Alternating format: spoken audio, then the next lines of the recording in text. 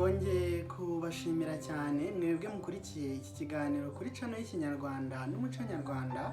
Muri kumwe nanjye Ntirumara Intwari nkunda amahoro nk'uko bisanzwe. Hano rero tuganira ku Kinyarwanda nk'ururimi rwacu tugira ngo turusheho kurusigasira no kurunonosora, cyane ko muri iyi minsi rwivanze n'izindi z'amahanga ndetse rukarushaho no gukocama turukoresha nabi akenshi. Gusa ntirirarenga twakwikosora, tugomba no kubikora tukavuga ku muco wacu ndetse n'amateka y'u Rwanda. Aha rero ni ahantu heza ho kugira ngo twungurane ibitekerezo, ubumenyi n'amateka ajyanye n'ururimi rwacu ndetse n'igihugu cyacu n'abakurambere b'Abanyarwanda. Tuganira rero kuri byinshi. Uyu munsi tukaba tugiye kugirana ikiganiro gishingiye ku nsiga mugani, umugani wamamaye mu Rwanda ngo ibintu ntibigira shinge na rugero. Uzumva nk'abantu bakuru bavuga bati iki kintu ntabwo gifite shinge na rugero. Hari n'abo njya numva bavuga ngo ntigifite 12, cyangwa se umuntu aravuze ati iki kintu ntigifite epfo na ruguru. Ayo rero akaba amagambo akunze gukoreshwa mu mvugo y'Abanyarwanda. Uyu munsi reka tugaruke ku nkomoko n'igisobanuro cy'imvugo ngo ibintu ntibifite shinge na rugero, tumenye ahantu iyo nsigamugani yakomotse n'icyo ishaka kuvuga. Ese shinge na rugero ni iki? Waba uzi icyo ari cyo? Niba rero utakizi, aka ni akanya keza ko kugira ngo noneho ubisobanukirwe, ubane natwe kugera ikiganiro kirangiye kugira ngo ubisobanukirwe byose uko byakabaye. Ubundi iyi nsigamugani ngo ntibigira shinge na rugero, cyangwa se ko umuntu yavuga ati iki kintu ntigifite shinge na rugero, yakomotse ku mugore w'umugabo witwa Intwaza. Akaba umugabo wari utuye ku Kigina cya Ndiza mu Rwanda mu mwaka w'1400 ku ngoma y'umwami Mibambwe Sekarongoro Mutabazi. Uyu mugani rero ukoreshwa Abanyarwanda bashaka kuvuga ko bumiwe, bashobewe ko ikintu kidafite agaciro cyangwa se kidafite urufatiro n'ireme, ko batabona aho bahera bagiha agaciro cyangwa se banagikoresha wenda ikintu cyagakoreshejwe.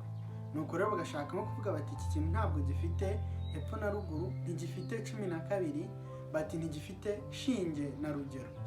Uti rero byakomotse hehe? Ese intandaro y'ayo magambo abiri yabaye iyihe? Niyo tugiye kureba noneho mu buryo bwimbitse. Ubundi uyu mugabo Intwaza yari umugaragu wa shebuja nyine witwaga Mashira, wari utuye i Nyanza.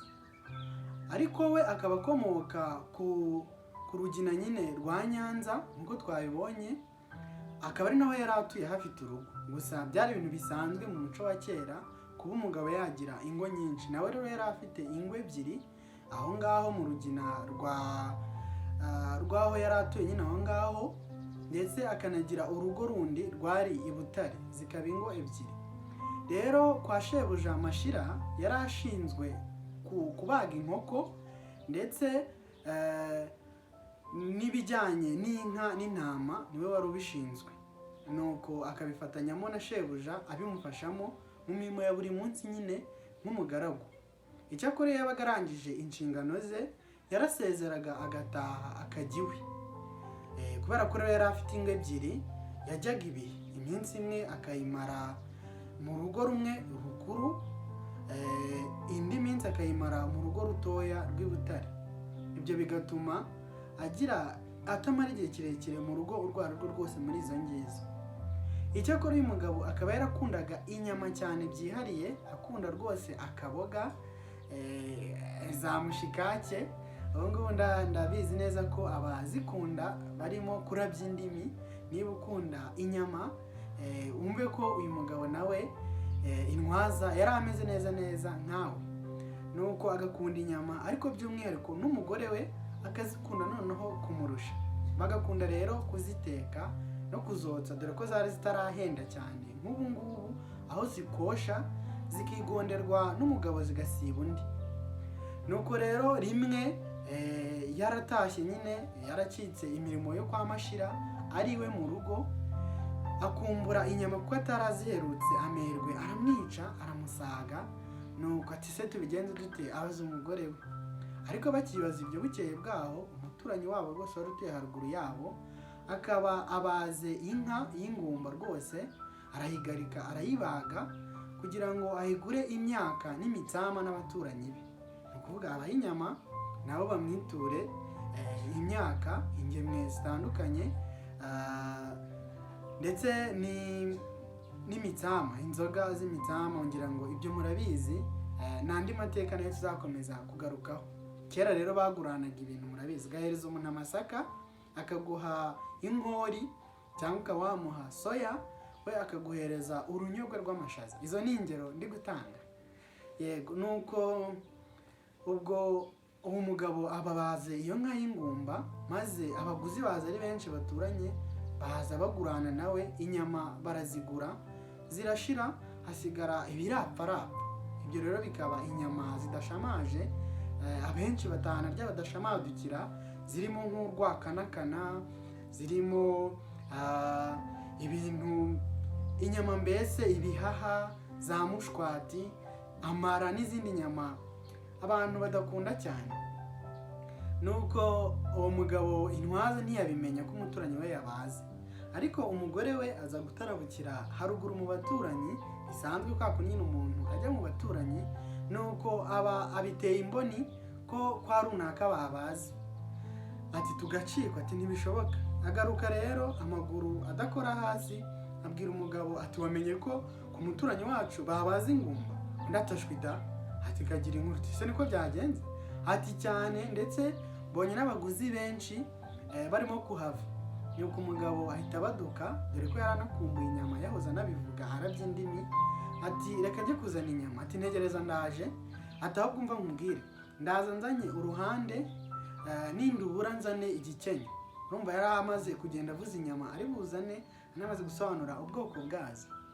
Nuko ariko muribuka ko inka yari yabazwe kare, ndetse abimpaye amaguru bamaze kurobanuramo inyama zibashimishije, hasigaye ibirapfarapfa, ariko we ntiyabimenya. Agezeyo rero asanga uruhande yavugaga ndetse n'igikenya byagiye, nta bigihari, abura uko abigenza. Nuko asanga gusa hasigaye ubukemure, aravuga ati se mama mbigenze ne, ese mpfe kubugura cyangwa mbyihorere? Ariko kubera gukunda inyama no kuba ataraziherutse, apfa kubugura, abuze uko abigenza, yivovota yiciraguraho ariko arabugura. Nuko ahamagara umwana, amuhereza izo nyama yari amaze kugura nyine z'ibirapfarapfa, ati shyira nyoko sha, shyira nyoko muteke ndaje. Nuko umwana aratibika, azigejeje mu rugo, nyina nawe wari uzikumbuye, abamuhereje umuhoro, ati ngaho genda uca amakoma uzane tuzicagagurireho, tuzicemo uduce kugira ngo dushiteho izo kotsa ndetse tunaziteke. Umwana nawe araswayo, amakoma aba arayazanye, afite amashyushyu menshi n'impamyi. Nuko umugore inyama aziramburira kuri ayo makoma, arazitangira kuzigaragura azijagajaga, ashakamo umwijima n'impyiko, kubera ko ari inyama bakundaga cyane muri urwo rugo. Urwo rugo rwari rufite amateka yihariye, umuco wabo mbese bakundaga gukoresha wari uko mu nyama baguraga, bakuragamo umwijima n'impyiko, bakabyotsa, hanyuma bamara kubyotsa umugore akarya umwijima, umugabo akarya impyiko, bakabona guteka izisigaye. Ni koko rero wari umuco nyarwanda, nta muntu waryaga inyama zitetse atabanje kotsaho. Iyo waguraga inyama warabanza gukotsaho, ukarya imibabwe yokeje, hanyuma warangiza kotsaho ukabona guteka, ndetse n'izindi ukazisiga hejuru nko ku busenge, zikaba imiranzi, ukazazirya zimaze guhwama, zimeze neza, zikuze. Ubwo rero umugore yajagajaze izo nyama, ibyo birapfarapfa nyine, kuko inziza zari zamaze gushira. Nuko ngo arebe ko yabonamo umwijima ndetse n'impyiko, azotse nk'uko yari asanzwe abigenza, ariko arazibura. Nuko ababajije umwana n'agahinda kenshi, ati se mwana wanjye, ibi bintu tubigenze dute? Izi nyama so yazanye noneho ko ndeba zitagira shinge ntizigire na rugero. Icyo gihe shinge yavugaga ni inyama y'umwijima, hanyuma rugero yo ikaba impyiko. Aravuga ati se izi nyama turotsa dute ko nta nyama nzima mbonamo, ko zidafite shinge? Ni ukuvuga umwijima ntizigire na rugero, kuvuga impyiko. Ndotsa iki noneho? Ndotsa iki? Ese ndotsa ibi bintu by'ibyakanakana mbona? Ese ndotsa urura runini? Nuko abura uko abigenza, arababara cyane. Inyama rero ntiyirirwa zotsa, ntiyanaziteka, zishyira ku ruhande, ahubwo afata umwana amutuma kuri se ati genda umumbwirire ko hari umuntu wamuntumyeho maze aze mubwire ibyo yantumye. Urumva yanze guhita amubwira ngo naza mutonganye ku by'inyama, kuko wenda ntiyari no kuza, ntiyari no kubona uko abimubwira mu ruhame. Kera ikintu cyo kuzimura, ni ukuvuga kuvuga ibijyanye n'ibyo kurya mu ruhame, ntabwo cyari cyiza, ntabwo cyakorwaga. Ndabyibuka tukiri abana twarabitojwe, wenda nawe ushobora kuba warabitojwe niba wararerewe mu Rwanda, cyane cyane mu bice by'ibyaro. Nuko umugabo yumvise ko umugore ngo hari intumwa yamutumyeho, arabanguka ngo yumve ubwo butumwa, ariko akihagera asanga umugore yabishe, yashobewe, agahinda kamwishe. Ati wowe ubu bufindo urimo kunkora ni ubuhe? Ni gute wazana inyama zitagira shinge na rugero? Ubu se turateka inyama tutokejeho? Ubu se turotsa iki muri izi nyama wazanye? Muri ibi birapfarapfa urabona twakotsamo iki? Nuko umugabo arabyumva nawe biramubabaza, ati none se uragira ngo tubigenze dute ko nagiye ngasanga inyama nziza bazimaze, izo nyine nizo nahasanze, pfa kotsamo izo ubonye, nta kundi twabigenza. Nuko umugore abonye ko nta kundi byagenda, apfa kotsa nyine izari zihari, ariko azotsa ashavuye kubera ko yabuzemo shinge na rugero. Shinge na rugero rero bikaba umwijima n'impyiko, nicyo uwo mugore yashakaga kuvuga. Kuva ubwo rero ikintu kidafite shinge na rugero ni ikintu kidafututse, kidafatika, kidafite epfo na ruguru, kidafite ibintu by'ingenzi bikigira icy'umwimerere n'icy'ingirakamaro. Nuko rero umuntu yaburanirwa, yabura uko akoresha ikintu cyangwa icyo yakimaza, ati iki kintu ntabwo gifite shinge na rugero, bikomotse kuri uwo mugore w'umugabo witwa Ntwaza aho mu mwaka w'1400. Nizere ko rero musobanukiwe naho iyo mvugo yakomotse n'icyo shinge na rugero ari cyo. Niba hari ubumenyi bushyashya wungukiye muri iyi video, kanda like kugira ngo YouTube izayigeze no ku bandi benshi, kandi uyisangize n'abandi bagenzi bawe bashishikarira iby'amateka, umuco ndetse n'ururimi rw'Ikinyarwanda. Niba ari ubwa mbere rero udukurikiranye cyangwa ukaba utarakora subscribe, ntiwibagirwe kuyikanda kugira ngo udushyigikire, kandi n'ibiganiro by'ubutaha tuzashyiraho bizakugereho mu ba mbere. Mwakoze cyane rero kudukurikira. Ibiganiro byacu nakagaruka, ushobora kutwandikira muri comment ukatubwira uko wabonye iki kiganiro, ndetse ukanatubwira ingingo ushaka ko twazavuga mu biganiro by'ubutaha. Iyo washaka ko tuvuga aho ari yo yose watubwira, kugira ngo dukomeze kungurana ibitekerezo, ubumenyi no guhugurana. Mwakoze cyane rero kudukurikira, naho ubutaha.